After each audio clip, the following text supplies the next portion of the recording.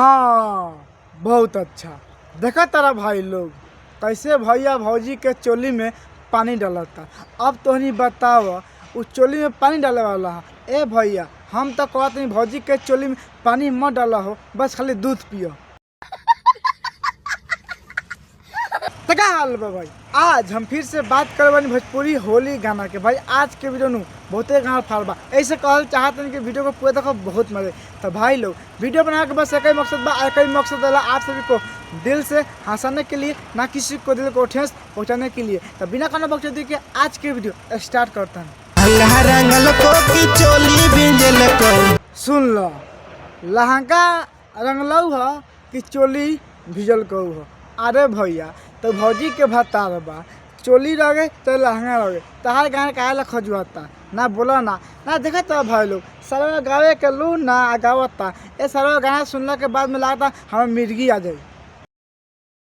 लेकिन एक सेकंड, होली में भतार तोरा की करल को। अब सुन लो, होली में भतार तो की करल को। भैया के साथ तो कहे के मतलब बा कि ये हमार गर्लफ्रेंड चाहे हमार प्यारी सी पत्नी चाहे कुछ भी बोल सको कि तहार भतार होली में का कैलक। अरे भैया झाँटू खा रहा सारा चुतिया है का, तुम्हें समझ में नहीं आता है। होली में क्या होता है, कोई चोली में रंग डालता है, कोई जोबन में रंग डालता है, कोई भौजी के झाँट रंग देता है, बस यही होता है। और क्या होता है तो हर जगह होखेला। लहंगा रंगल को की चोली भिंजल को। तू मत गाओ, हम तार आगे हाथ जोड़ता नहीं, तू मत गाओ। काहे कि तार सुनला के बाद में गाना नु मतलब मिर्गी होता आ गलती से मिर्गी आए नु तो चप्पल सूंघ पड़ी। तो हम नहीं चाह कि सब हम नहीं चाह कि चप्पल सूंघ। तो प्लीज तो हाथ जोड़ता नहीं, तू मत गाओ।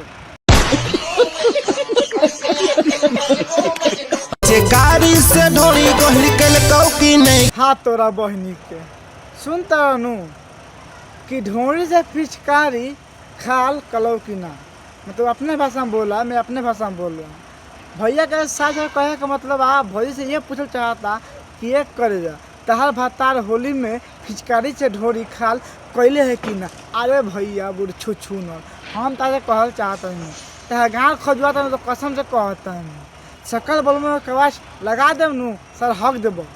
क्या बात है सर, क्या बात है सर, क्या बात, ये बात है के फागुनवा में डालल कौकी नहीं। एक कैमरा में भैया नु पगला गइल बा, आ भैया के सारा दिमाग ना काम करता कि हम कथी बोली ना बोली।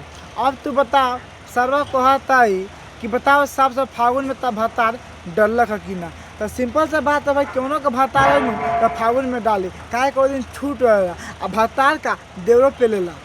सब क्या देखना पड़ रहा है, अच्छा है मैं अंधा हूँ।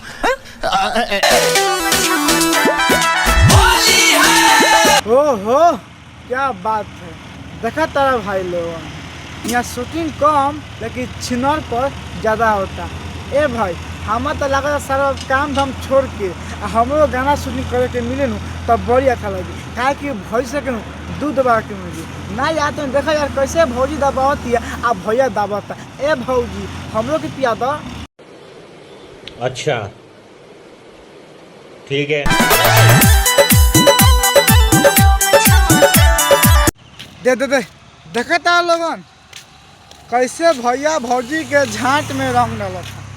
ए पर कोनो कुछो ना बोली, ए पर हमारे गाँव के लोग चाहे दूसरा गाँव के लोग कुछो ना कही, लेकिन हम थोड़ा सा गरियाता नु तो सब एक गाँव फाटा था। बताओ तो होली कहाँ कर गाल में चलो इसमें लगा दो, यहाँ तक चलेगा था ढोनी में लगा दो चली, लेकिन झाँट में रंग कौन लगाता है यार।